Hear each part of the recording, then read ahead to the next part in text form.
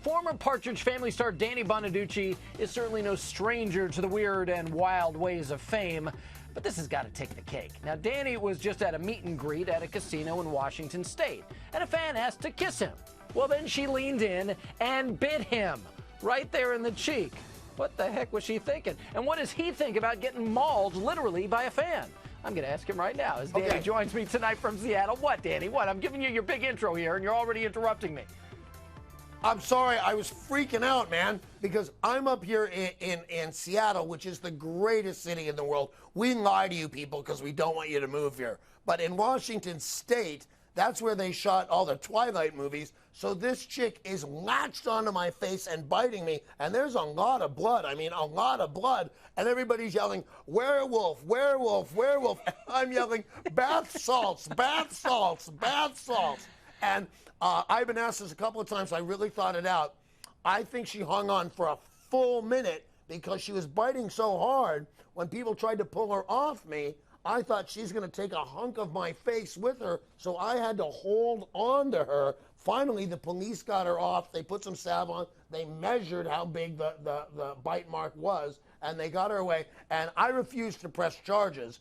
But it was at a tribal casino, and their laws are different, so I don't know what will happen there. But I didn't want to press charges, and I'll tell you why real quickly.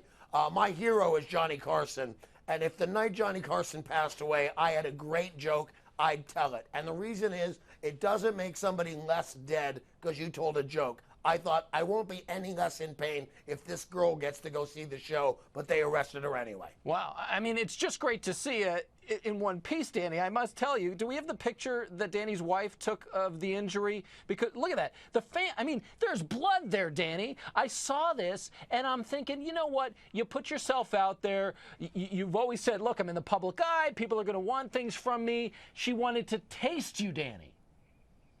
She did. She wanted a taste of Danny. I'm thinking about putting out my own fragrance. Maybe you should. So, okay, so you didn't press charges. I have respect for you for doing that. But now the question is, as much as you've been through, does this sort of take the cake of all of the things you've encountered and the craziness with fans that you've seen over the many years you've been in the public eye?